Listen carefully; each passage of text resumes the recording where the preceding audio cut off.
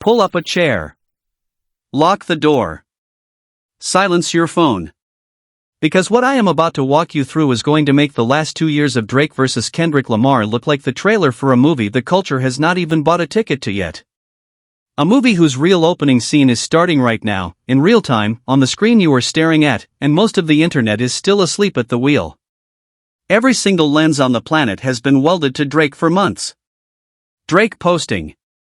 Drake performing. Drake parading through the time, because one of the men who has been photographed shoulder to shoulder with Drake for a full decade, one of the last high-profile sports bridges Drake still had leverage over on this continent, just chose the pgLang canvas over the and now the paperwork is sitting on the table for anybody with functioning eyes to read. Kendrick Lamar has quietly transformed himself into one of the most powerful operators in music, in sports, in media, and in ownership economics all at the same time. Not a celebrity. Not a face on a bottle. Not a rapper.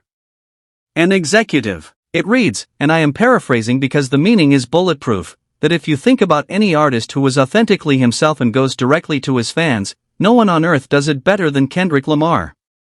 Now do not file that away as a throwaway compliment. It is not a compliment. It is a blueprint endorsement, a doctrine, a corporate mission statement disguised as a soundbite. The players did not want a face. They did not want a jingle. They wanted a model they could reverse engineer, rebuild inside their own house, and pass down to the next generation of rookies walking into the league. And the model they picked, out of every operator alive, was Kendrick. So the next question, the one nobody in the mainstream coverage is asking with the correct amount of pressure, is who actually opened that door. Because deals of this weight do not happen by accident. They require trust, and trust requires a name. The name is Kyrie Irving. Yes, that Kyrie Irving. The same Kyrie Kendrick name-dropped on Mr. Morale and the Big Steppers. The same Kyrie who has spent a decade refusing to be owned by any league, any broadcaster, any narrative he did not personally sign off on. Whispers on the wire say Kyrie Irving connected with him long before a single word of this leaked to the public.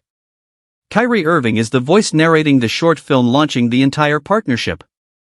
And here is where the story sharpens into a scalpel, so hold still. That film is not premiering on ESPN. It is not premiering on TNT. It is not showing up as an All-Star Weekend pre-game bumper. It is premiering at Cannes. Cannes. The film festival.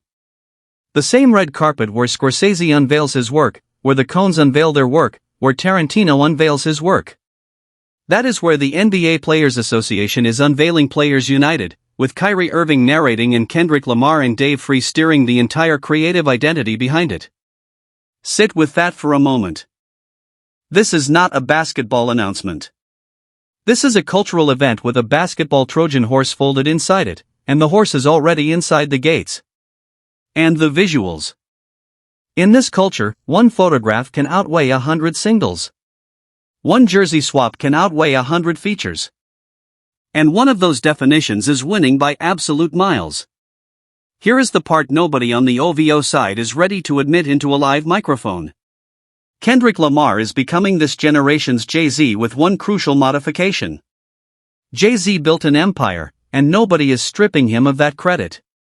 But the load-bearing beams of that empire, the touring engine, the management arm, the sports agency, are still tethered to giant corporate parents. Roc Nation is threaded through Live Nation. Tidal was chained to Sprint, and then dissolved into Square. Jay-Z had to play inside the corporate machine to win. Kendrick did not. pgLang and Project 3 Agency are not joint ventures. They are not licensing deals dressed up as partnerships. They are not subsidiaries hiding behind a friendlier logo. They are fully owned, fully independent, fully self-contained rooms with locks on the doors and the keys in one pocket. He and Dave Free are not employees of the system. They are the system.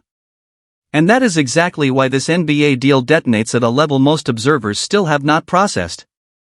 It is not a rapper joining a corporation. It is the corporation walking up to him and asking for a seat at his table. Take Jay-Z. So he looked around the genre, saw the comfort, saw the label dependency, saw the same recycled marketing playbook getting stapled to every new rollout, and walked out. And once you see that, you understand exactly why Drake is reportedly furious right now. Drake spent the last 10 years trying to convert the NBA into his personal mark. Kyrie Irving owns his footwear line. Kyrie Irving is, inside the NBA, the closest analog to what Kendrick Lamar is inside hip-hop. So when Kyrie Irving narrates the film, when Kyrie Irving pulls Steph Curry and Jalen Brunson and Jaylen Brown and Karl-Anthony Towns into the same frame, what he is really doing is handing Kendrick the one currency money cannot manufacture. Locker room credibility.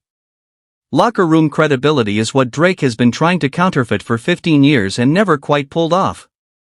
Because Drake was always the visitor, never the resident. Kyrie Irving just turned Kendrick into a resident. That is a permanent status upgrade, and there is no return receipt. Now zoom out even further. Years from now, when the business schools sit down to teach the case study of how athletes finally seized the economic controls of their own labor in the 2020s, they will not be writing chapters about who had the catchier single in 2024. They will be diagramming the room where Kendrick Lamar, Dave, Kyrie Irving, Stephen Curry, and the NBA Players Association agreed to build a direct-to-consumer economy together. They will be studying Project 3 agency. They will be reverse engineering pgLang.